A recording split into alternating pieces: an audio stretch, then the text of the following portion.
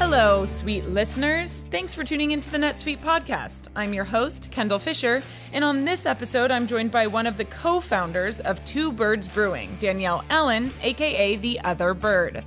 Two Birds Brewing is Australia's first female-owned brewing company located just outside of Melbourne in Spotswood.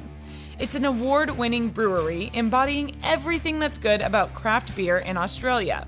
Now, Danielle takes us through the growth journey of Two Birds Brewing, which she co-founded with Jayne Lewis in 2011.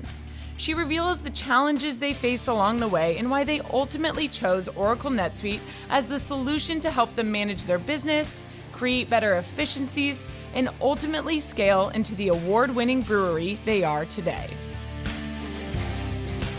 You're listening to the NetSuite podcast, where we discuss what's happening within NetSuite, why we're doing it, and where we're heading in the future. We'll dive into the details about the software and the people at NetSuite who are behind all the moving parts. We'll also feature customer growth stories, discussing the ups and downs of running a company and how one integrated system can help your business continue to scale. Before we get into this episode with Danielle Allen from Two Birds Brewing, we want to thank our sponsors over at Hint. If you don't know about Hint yet, the brand is all about making the everyday more enjoyable. You know, when you can't sip a beer at noon in the office or something. It all started with Kara Golden, Hint's founder, who needed a way to drink more water but wanted flavor without all those added sugars and sweeteners that come in most drinks. So she created Hint Water. It has just a hint of flavor from real fruit essences without any of those added sugars or sweeteners. I'm a huge fan of the pineapple flavor, but why don't you just go try them out for yourself? Go to hint.co/welcome to get 30% off your first purchase right now. Hi, Danielle. Thank you so much for being with us on this episode of the NetSuite podcast. And we're in Sydney. Yes, for those of you tuning in, we're currently down under. I don't know if people like when you say that here, do they, Danielle? Well, we don't, but I'm pretty sure a lot of Americans do, so that's okay. Yeah. So, but more exciting than that is the fact that I'm interviewing you. You founded Australia's first female-owned brewery, which I happen to find really amazing. I would have used another term that says bad and then ASS, but I can't curse on this. But I think that's really cool. So before we get into everything, before I give everything away, I'd love for you to give some insight into the history of Two Birds Brewing. You founded the company with Jayne Lewis in 2011, but I want to go back even beyond that. How did you two become friends, and what were you doing before you got into the brewery business? Okay, so the early days. So Jayne and I are both originally Perth, West Australian girls, born and bred. We didn't go to the same high school, but we're of the same age, and we did know of each other. We went to, rival private schools in Perth. Oh, wow. So we definitely knew of each other. And then we both finished high school and then set off on our career paths. Myself, I went to Curtin University of Technology to study Bachelor of Business, and my business partner, Jayne, she actually went to the same university and started off with a degree in viticulture, which is winemaking. So again, we knew of each other, but we still were not really connected when we were at university. It was probably halfway through university that we met through our boyfriends. Yeah, our boyfriends at the time, who are now actually our husbands. So we've both had quite long relationships. Wow. So we met through them, and we just basically became friends and started hanging out, enjoying all the finer things in life, such as drinking wine, eating food, and drinking beer too, of course. So we were just great mates. And then I was 20 when my boyfriend at the time got an opportunity to move to Sydney, and so I moved away and started my marketing career in Sydney. And Jayne herself, she continued on with her viticulture, her winemaking, and then she ended up transitioning from winemaking into brewing, but being based in Perth. But then she eventually looked further for her career and moved over to Melbourne. So it was from then that we saw each other pretty regularly throughout the years, catching up and having great nights out. And it was a holiday that we decided to do all together over to the US, which was really the foundations for us starting a business together. What part of the U.S.? We did the West Coast, so we started off in San Francisco, we did Napa, and then we went out to Vegas, and Jayne and her husband actually got married by Elvis. And oh my gosh, I love that. I know. If anyone gets a chance in their life to do that, you have to. It's the best fun ever. I love that. I love that. Well, but so before you guys took this trip, you were in like corporate and marketing jobs, right? Yeah, correct. So we both finished uni. Jayne set off on her path to be a winemaker. I finished my Bachelor of Business, majoring in marketing and public relations. And then I moved over to Sydney, as I said. So I kind of started my career off in Sydney. And I had a couple of jobs in marketing in the kitchenware industry, and then a job in the liquor industry came up at Metcash. Metcash is the custodian for all of the independent liquor supermarkets and retail stores here in Australia. So they're a wholesale company with banner brands as well. So I took a marketing job there, ended up with that business for about 5 years, which I learned a lot about the independent liquor business and branding. And I guess that's probably where my initial love for liquor really started. From there, I moved over to Woolworths in product development. I was really interested in the product development side of marketing, and I guess having a vision and about an idea or a concept, and starting it from scratch and then seeing it all the way through to being able to see it on the supermarket shelf. So for Woolworths, I did mainly food development, so like chocolate, breakfast cereals, things like that. Also did soft drinks, juice, cordials, so a bit of beverage, but wasn't in liquor for those years. Got it. But still, obviously, was quite. The Woolworths business is a business that also owns retail liquor stores, so it was still sort of part of my awareness when I was at that job as well. Got it. I was curious because I was like, how does somebody that's in like corporate marketing go into brewing? But this all makes sense. You kind of have a history, both of you, obviously in winemaking, and then, your history with food and bev. That makes a little bit more sense now. Yeah. So Jayne and I have very different but complementary skills. So we kind of recognised that if we wanted to start a business, that we needed both sides of the equation. And Jayne had the brewing skills, and I had the business background, and we both had the same drive and passion. And the two of us together, we thought, well, we're not getting any younger, so we thought we would give it a go. So it's coming up to 8 years ago now. Wow. Okay. So you guys go on this trip to the West Coast. That's when the passion sparks for a brewery. Yeah. Kind of. So do you just up and quit your job? Like, how does that go down? It wasn't straight away. We came back from the trip, and for me, I couldn't let it go. I just knew that the spark that we had on that holiday, that there was something in it, and I just knew that it was my destiny. I was kind of waiting for a light bulb moment. It was in my DNA, I believe, to not work in corporate my whole life. Got it. So we came back from that trip, and I sent Jayne an email that I think was, very, very long, basically selling myself to her as to why we needed to go into business together. And then from then, obviously, we set off, and we spent about 6 months writing our business plan and working out the ways that we could go to market with a beer and our brand. And then we kind of got to a point where we couldn't really do any much more, still both working full time. Okay. It sort of was becoming a possible conflict of interest. So before we kind of got to that point, we both resigned. We ended up leaving our jobs on the same day in the end. Oh my gosh. Very emotional for both of us because we both loved our jobs and where we were at the time. Right. So it was quite a hard decision to make, to really take that leap of faith. But once I've made my mind up, I tend to follow through. So there was no turning back. So I want to get to that in a second because I really want to know how you had it, that gut feeling, what sparked that gut feeling, how you knew Two Birds was going to be a great thing. But before that, what was it during that West Coast trip to the States that made you say, oh my gosh, we need a brewery. We need to start a brewery?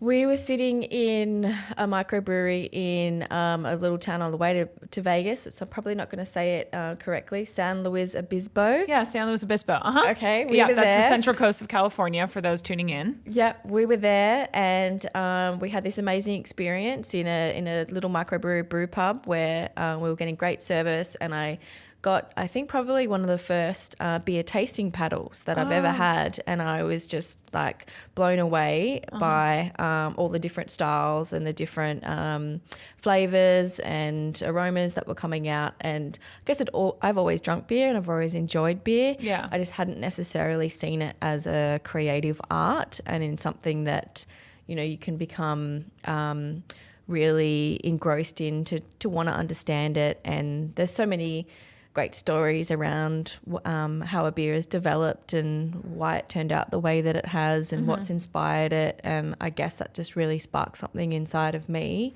Got it. To want to do. And I think that, you know, I thought that Jayne and I could add value to the industry by bringing our ideas you know, to the table. And your yin and yang of what you guys, your different skill sets, definitely.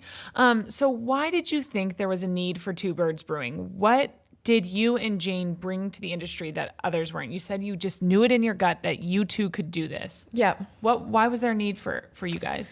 Well, I think beer has typically been a male-dominated industry from a couple of viewpoints. Obviously, from the work side of the equation, a lot of the staffing that are in breweries are generally been male. So I think seeing Jayne and seeing her progress through her brewing career, and which she was a head brewer at a really amazing, reputable brewery in Melbourne. So I just thought that was amazing, and that I guess was, you know, she needed to take that further, and she had all these ideas to do things on her own, and I think it was just a great time for women to lead the way and try and carve out our own little path in the beer industry, because we like to drink beer too. So yeah.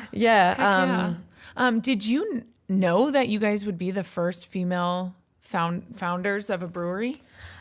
We did. I mean, there was obviously women in the industry, so by no stretch of the imagination did we think that we were the first to, you know, women to be involved in the industry, right, or, you know, a part of the industry, or liking beer, or anything like that. But I think we knew that we were the first, women duo to start to found a brewery. To found a brewery, yeah. What impact does that have on you? What does that mean to you? I think at the time, it was, it was all about the business. We just wanted to get our beers out there, and we wanted people to like our beers, and we wanted to be known for making really well-known beers. Yeah. So we had a really conscious focus on the beers and our quality, and not necessarily about your gender. About our gender. It didn't come into the equation for us. Obviously, we knew we were going to be the minority, but we didn't, I guess, leverage that or use that in any way to catapult our business or our growth. I love that. We, actually later at the event, we're at Sweet Connect Sydney in obviously in Sydney in Australia, and we have a speaker coming up, Naomi Simpson, one of the, top leaders in Australia, also a female. But I love when she said it before. She never considered her gender. She just wanted to be the best candidate or the best leader or the best boss. And I think that's so important to drive home. You guys just wanted to be a good brewery. You weren't sitting there saying, well, we're going to use it to our advantage that we're female and that we're the first. I love that. Yeah, we obviously the name of our business is Two Birds, and in Australia, birds is slang for girls or women. So there's obviously that connection, but I think the majority of the people that drink our beer still to this day don't necessarily know that the beer is made by owned from a brewery from two women. Yeah. So we kind of leaned on more of a discovery angle. If people wanted to know more about what Two Birds, who they were and who was behind it, obviously they could. We never hid it. Mm-hmm. The information is all there. It's all over our website, all over our social media about Jayne and I and why we're doing this and who we are. But it wasn't something that we leveraged as kickstart our business at all. So you officially started brewing in 2011 with Golden Ale launching in October of 2011. What happened from there? Was there immediate success? Was it a slow climb? Did people wrap their arms around Two Birds? How did it go? It was a really great start. We were very fortunate that Jayne had the years behind her amongst the the craft brewing scene. So she was already somewhat known. So I wouldn't say it was easy, but it was a very good selling point. Yeah, for me to walk into a bottle shop and say, "Hi, this is a new beer," and then you start to tell them about who the beer is, and when we mentioned that it was brewed by Jayne, who had been a brewer at a number of other reputable breweries, I guess that was that helped a lot because people saw those brands as quality. So they had the understanding that ours would hopefully be of the same par, and of course it was. So once people started drinking the beers and enjoying the beers, then I guess word spread that there's the beers were of quality and noteworthy. So it was relatively a good start because it wasn't as competitive as it is today. So I think that we came in at a really good time before there was a huge explosion in popularity in brewing and in the industry. I see them all over California. Any local beer I'm from, so my local beer is 805. I don't know if you've heard of it, but that's actually my area code in LA. But it's like it's those mini breweries that keep popping up more than I've ever seen before. It's very interesting. Yeah. So for those that aren't in the brewing industry, is that kind of how it goes? Like it's just you're hand delivering your beer once it's bottled and all the way done, you're kind of hand delivering and pitching yourself across wherever? I think there's different models to start, but there are, I guess, a lot of stories that are similar to ours in that, Jayne and I wore so many different hats to get the business off the ground. Jayne famously did sales, but, didn't like it at all. It was not... Sales is difficult, yes. Yeah, she could not wait to, I guess, get back to that brewing floor and be creative and more hands-on, whereas, obviously I really enjoy sales and that side of it. I did things in the beginning as well that I didn't enjoy. Nobody likes chasing money and doing financials and all of those jobs, but... it was literally just the two of us for a good 2.5 years, and we worked, 24/7. And I guess part of our strategy was to get the beer into the hands of as many people as we could. So we did lots and lots of events and lots of travel, lots of time away from home, to try to, get the beer out and introduce it to as many people as we could. What challenges did you face in those first 2.5 years of going out and doing that? Was there any pushback? Was there anybody, did the female founding ever create an issue? I think everyone has different personalities, so I don't think that there was any particular incidences that held us back or stopped us from doing what we needed to do. Of course, not everybody said yes. It's not that easy, but people said no for various reasons. That they didn't want to take us on or try, and that's fine. We just went on to the next person, and slowly but surely started to build our customer base and. Got some really early loyal customers who are still with us today. So then 3 years after that, you opened the Nest, which I think is kind of funny because I like to think of you guys as like flying the coop, because you left your jobs. We love bird puns. We do. I'm glad you appreciate that then. Yeah, because I was thinking about your story and I was like, they kind of flew the coop actually when they first started in 2011. But so you started the Nest. Can you explain to our listeners what the Nest is and why it was a natural next step for you guys? Yeah, so we'd been super busy for the first 2.5, 3 years, trying to build the foundations of our business and concentrate on distribution and sales and marketing. And we kind of lost our way a little bit because, we didn't know what the next step was. Our original 5-year plan was to build a brewery. That was always the plan. We just didn't necessarily know how we were going to fund that and take it to that next step. So we went on another trip to the US to, I guess, try and crystallize what we were doing, take a little bit of time out. And did you go back to that that same brewery that you had visited? No, we didn't, but we went to a brewing conference actually in Washington. Very cool. That was something different. It was really cold over there.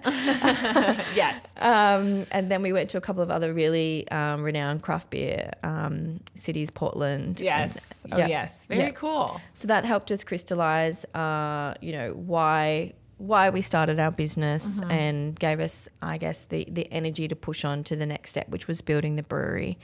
And we knew that our beer, we needed a home, essentially. We realised the number one question when we were out trying to sell our beer is, where are you guys based? Right. And so contract brewing is a really great option if you don't have the capital to build a brewery from the get-go. So it helped launch our brand and our beers, but we really wanted to be authentic and have the real deal. So building the brewery, aka the Nest, was a natural progression. And as I said, we thought we'd get there in 5, but we built it in at the 3.5 year mark. Which is great. Yeah, and it was really just about, I guess, an extension of our brand personality and being able to have people come to visit and see what we're about and taste the beers, as fresh as they can be. Nothing is as good as a beer when it comes out of the tanks on day one. Yeah. So, we wanted to build a home, and obviously it's about controlling our own destiny as well and making sure we're controlling all those the checkpoints of quality and doing what we can to ensure we have great beer. Which American company started with a guy in a garage, was featured on Shark Tank, and now has over 1 million customers? Hint, they're reducing crime in neighborhoods everywhere. Here's Ring Video Doorbell founder Jamie Siminoff with his secret to success. It's true. In just a few years, we've had huge growth. We've hired hundreds of people, expanded our warehouse, and we're shipping millions of units a year, all while making sure our customers are happy. I've had lots of things to worry about, but I never worry about our finance and accounting because we use NetSuite from Oracle. From the beginning, NetSuite let me see what's going on with my business in real time, from revenues to expenses, customers and orders, even HR. I run my business from a dashboard right on my phone. NetSuite has been my business management system from 10 to a team of over 1,000, and NetSuite will be my choice as we continue to innovate and grow. Go to netsuite.com/ring to see how Jamie scaled his business. You'll also get our free guide titled Overcoming Your 5 Obstacles to Growth. That's netsuite.com/ring for your free guide and the story of a great American company. netsuite.com/ring.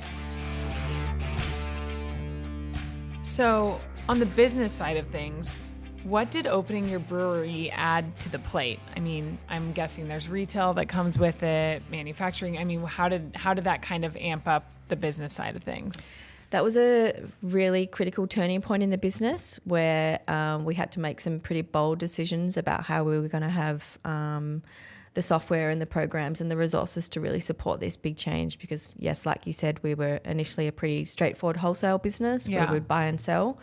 And then we started manufacturing ourselves. So we're, buying raw materials, purchase orders, holding a lot more inventory of than we were before, packaging, all of those things, and also retail as well. So, 2014 was quite a big year of change for the business, and we had to bring in, additional people to help us through that big change. It's something that we couldn't have done on our own. So it was time to really review, the personnel and what types of people we needed to help us through it.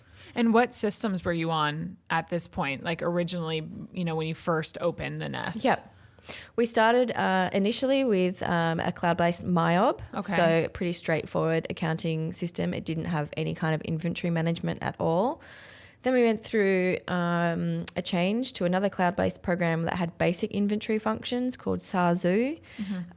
Pretty easy, user-friendly and easy to use, but we kind of outgrew that, very early as well. So it was in 2014 when we were building the brewery and making the major changes that we started to look towards what kind of programs and software support would we need, not only for, the next 12 months, but to take us, 5-10 years, Right. 5-10 years in down the track. To continue scaling. What solutions were you looking into?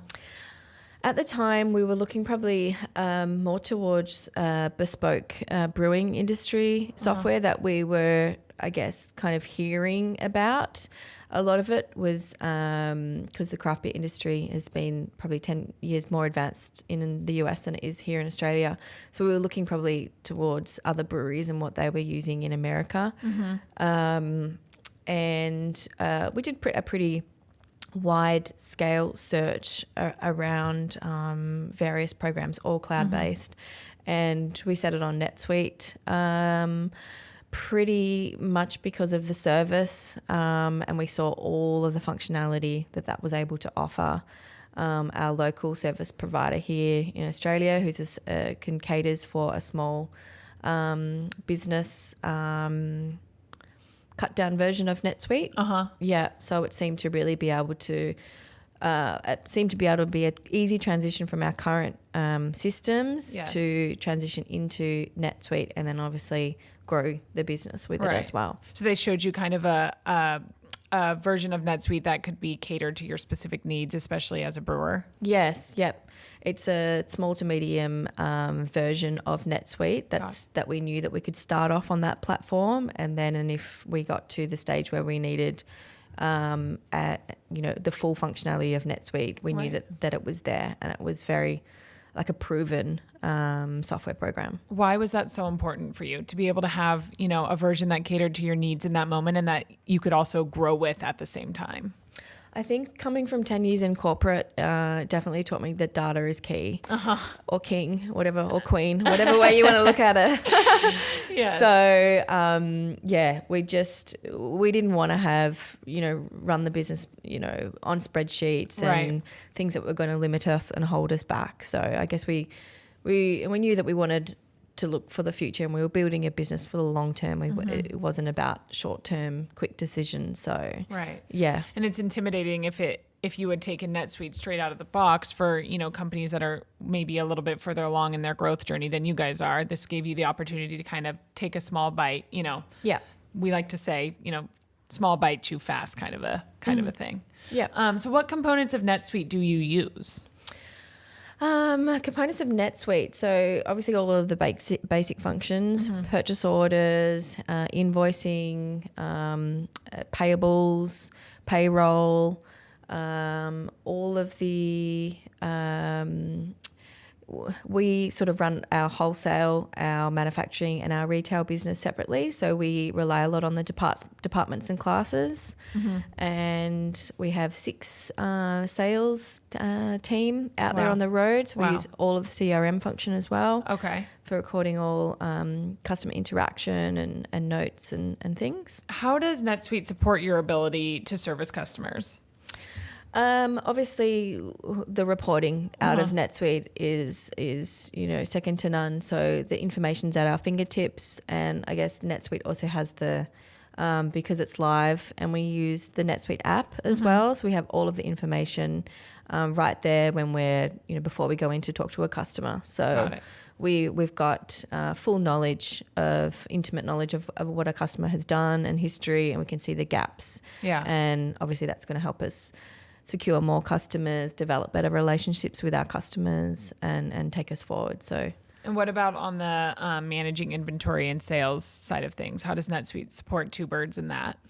I guess that was probably one of the critical decision points as well as to why we went with NetSuite, because it would handle multi-locations and internal transfers. So that is a real positive side of the software that we use, every single day. A lot. Yeah. You mentioned cloud-based. That was a huge thing that you knew you wanted from the start when you first started looking into new systems. Why?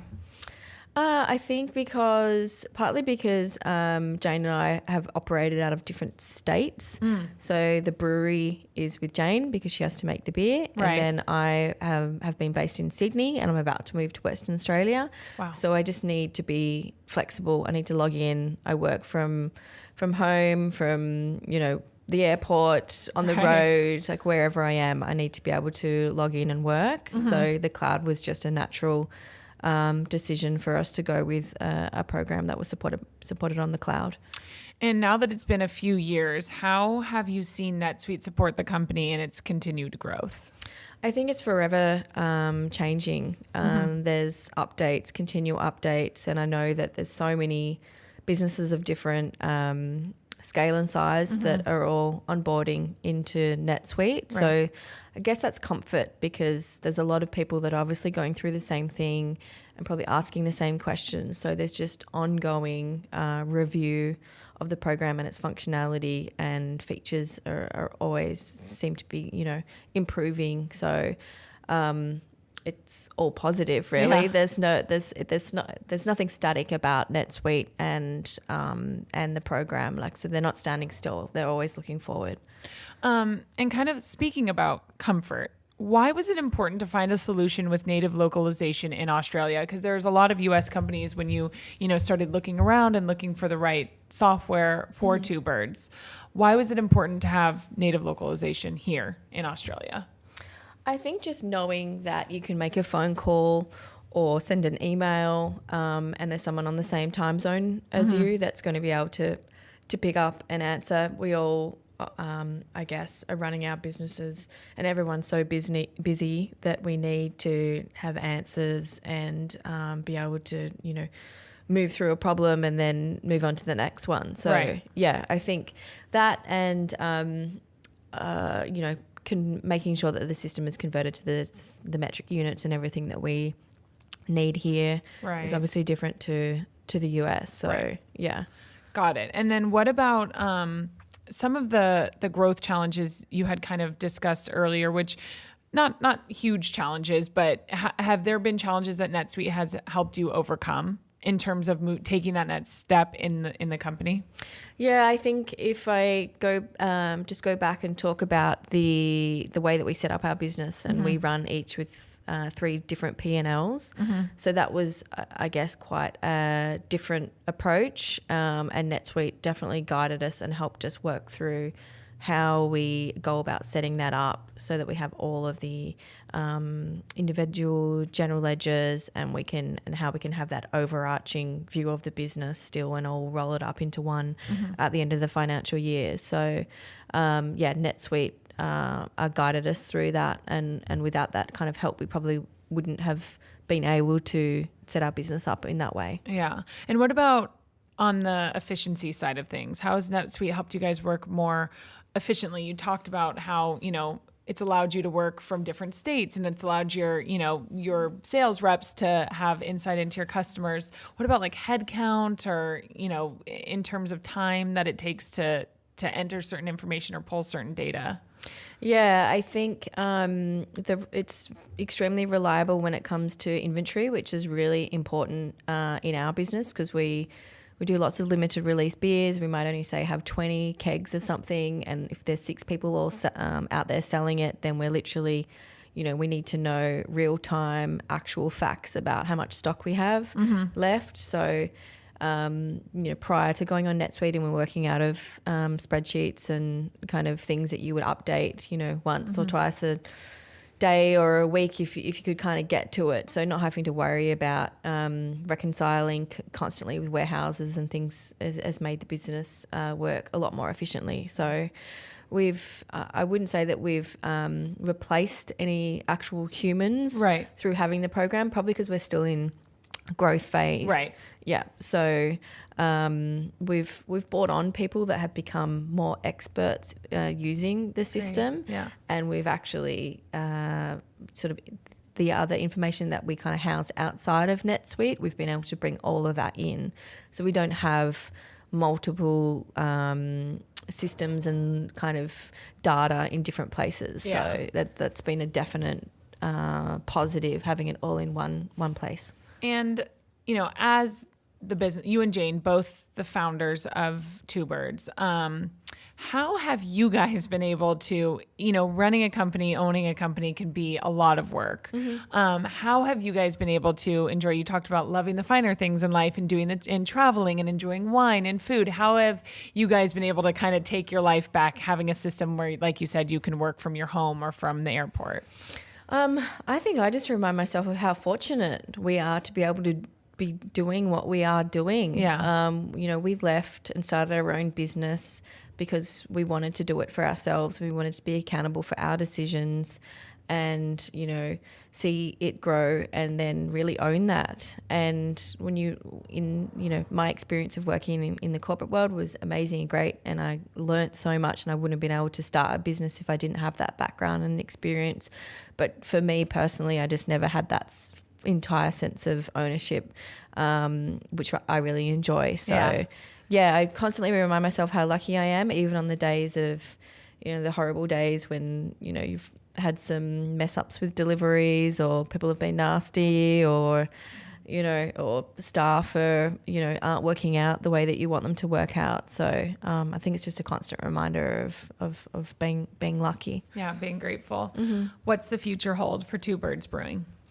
Well, we are constantly, trying to look towards the future and what new beers we can create and what new trends we can, jump onto or hopefully start as well. But we probably right now have the footprint from a infrastructure point of view, and we've got a really great, amazing team. So the next 12 months for us is really about driving the brand and trying to really reach people that haven't heard about us and, building our sales and distribution further and further, and hopefully, going overseas as well. We're starting to look into the US and what that might look like. We've been to China as well last year. We've got a distribution partner set up there. So all of these new markets are really exciting for me because I love understanding how they work and how we might be able to get our foot in the door in new channels. Yeah. How will NetSuite help you with those goals? Obviously having the data and all of that information and not having to worry about the back of house stuff because it's all safe. It's pretty much just the daily operations just happen now. There's not a lot of time that needs to be spent on the back of house stuff. So knowing that's all set up and ready to go, that we can just take on, growth pretty much straight away. So we're kind of ready. Very cool. Well, selfishly, I hope to see Two Birds in the States, and I'm going to brag to everyone that I have met one of the birds, if you will. Thank you so much, Danielle, for joining us on the NetSuite podcast, and I look forward to seeing how you guys continue to grow. Thank you so much.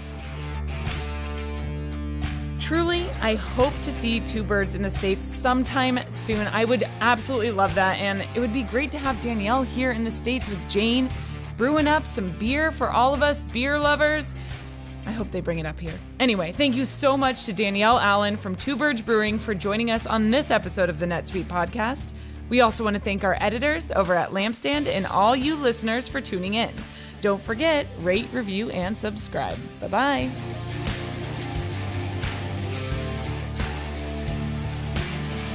You just listened to the NetSuite podcast.